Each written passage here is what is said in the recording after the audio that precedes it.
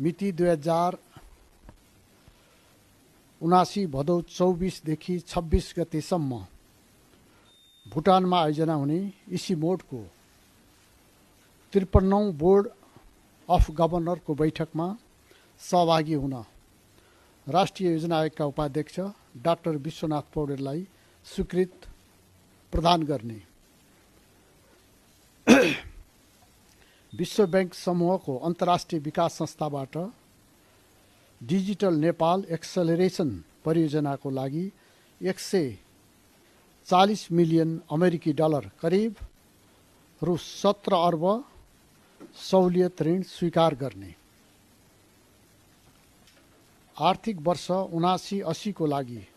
उद्योग वाणिज्य तथा आपूर्ति मन्त्रालय अन्तर्गतका आयोजनाहरूका लागि राजपत्राङ्कित स्तरका 28 र 7औं तहका 2 गरी जम्मा 30 पदको अस्थायी दरबन्दी स्वीकृत गर्ने,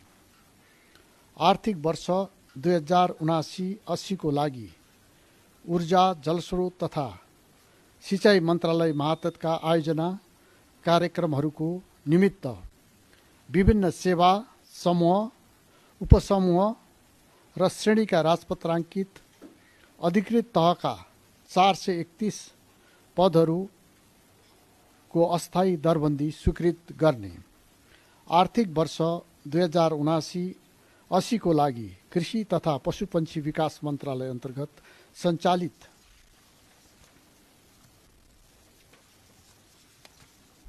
विभिन्न आयोजनाका लागि कुल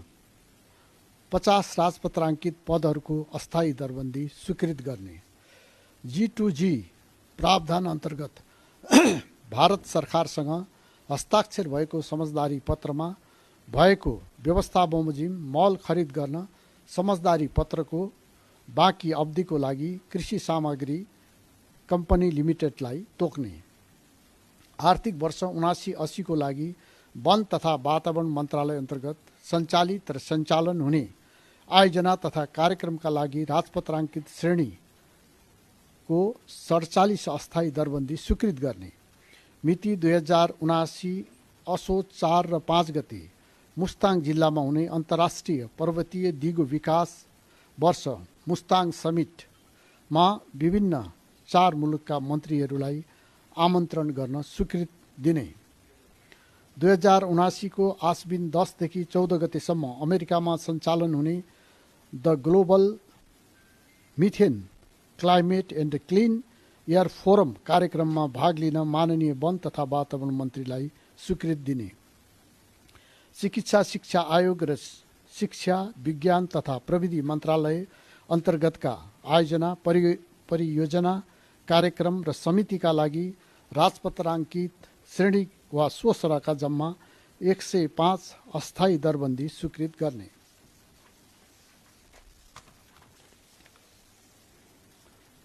जिल्ला सभा प्युठानको नाममा रहेको साबिक बरौला गाविस वडा नम्बर 8 स्थित 10 रोपनी जग्गा एरावती गाउँपालिका प्युठानको नाममा हक हस्तान्तरणको लागि स्वीकृत दिने, मिति 2079 भदौ 20 देखि 24 सम्म भुटानको पारोमा आयोजना हुने 75th session of the WHO regional committee for South East एसियामा स्वास्थ्य तथा जनसङ्ख्या राज्यमन्त्री श्री हिराचन्द्र केसी, सचिव डाक्टर रोशन पोखरेल, प्रमुख विशेषज्ञ डाक्टर सङ्गीता कौशल मिश्रालाई सहभागी हुन स्वीकृत प्रदान गर्ने,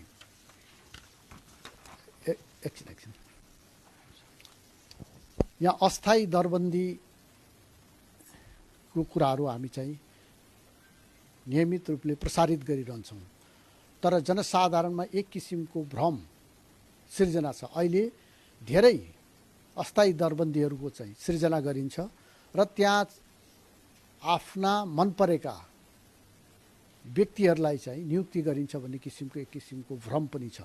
त्यसको बारेमा केही कुरा म स्पष्ट गर्न चाहन्छु। आर्थिक वर्ष 79-80 को लागि विभिन्न मन्त्रालय मातहतका आयोजना कार्यक्रमहरूका निमित्त विभिन्न सेवा समूह उपसमूह र श्रेणीका पदहरूको अस्थायी दरबन्दी स्वीकृत गरिएको, सो सम्बन्धी निर्णय नयाँ नियुक्ति गर्नका लागि नभएर स्थायी कर्मचारीबाटै व्यवस्थापन गर्ने प्रयोजनका लागि अस्थायी पद सिर्जना गरिएको हो। आयोजना कार्यक्रमहरू अस्थायी प्रकृतिका हुने भएकाले स्थायी दरबन्दी सिर्जना गर्दा आयोजना कार्यक्रमहरूको समाप्तिपछि यसरी दरबन्दी सिर्जना भएका पदमा नियुक्त कर्मचारीहरूको व्यवस्थापनमा जटिलता आउने तथा थप आर्थिक दायित्व समेत बढ्ने भएकाले स्थायी कार्यरत कर्मचारीहरू मध्येबाट हटाउने उद्देश्यले आवश्यकता अनुसार दरबन्दी सृजना गर्ने गरिएको हो। विगतका वर्षहरूमा समेत यस्तो अभ्यास रहेको कुरा म यहाँहरू मार्फत सार्वजनिक पनि गर्न चाहन्छु। धन्यवाद।